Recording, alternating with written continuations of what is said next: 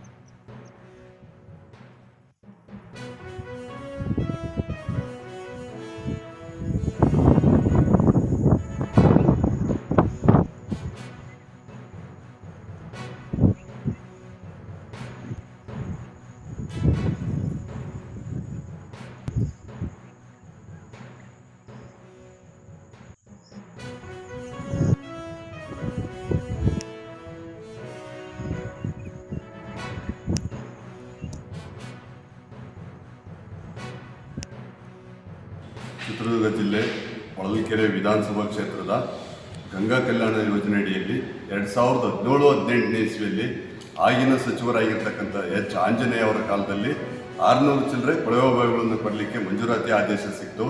ಅದಾದ ನಂತರ ಈ ಕೊಳವೆ ಬಾವಿ ಮಂಜೂರಾತಿ ಆಗಿದ್ದರೂ ಸಹ 18-19ನೇ ಸಾಲಿನಿಂದ ಬರೀತಕ್ಕಂಥ ಯಾವುದೇ ಪ್ರಕ್ರಿಯೆ ನಡೆಯಲೇ ಇಲ್ಲ. 2-3 ವರ್ಷ ನಾವು ಜಿಲ್ಲಾ ವ್ಯವಸ್ಥಾಪಕರು ಡಿ ದೇವರಾಜ್ ಅರಸು ಹಿಂದುಳಿದ ವರ್ಗಗಳ ಇಲಾಖೆ ಚಿತ್ರದುರ್ಗಕ್ಕೆ ಹೊಳಲ್ಕೆರೆಯಿಂದ ಸಾಕಷ್ಟು ಬಾರಿ ರೈತರು ಅಲ್ದಾಡಿದರೂ ಸಹ ಇದನ್ನು ಕೊರಿಯ ಮುನ್ಸೂಚನೆ ಸಿಗಲೇ ಇಲ್ಲ.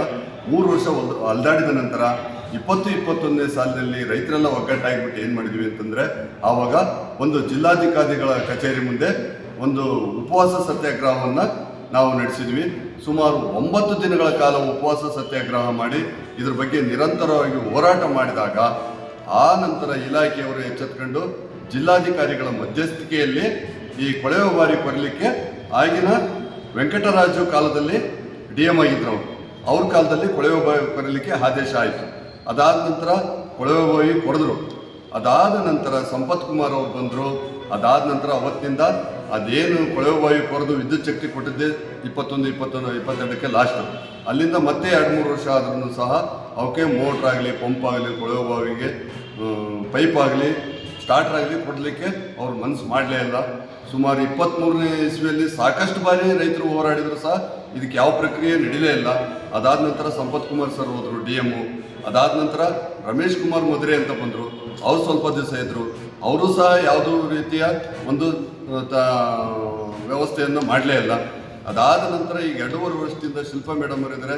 ಅವ್ರ ಹತ್ರ ಓಡಾಡಿ ಸಾಕಾಗಿ ಮಾಡಿದ್ವಿ ಅಂತಂದರೆ ನಾವು ಬೆಂಗಳೂರು ಮುಖ್ಯಮಂತ್ರಿಯವರ ಜನಸ್ಪಂದನ ಕಾರ್ಯಕ್ರಮದಲ್ಲಿ ಎಲ್ಲ ರೈತರು ಅಲ್ಲಿ ಭೇಟಿಯಾಗಿ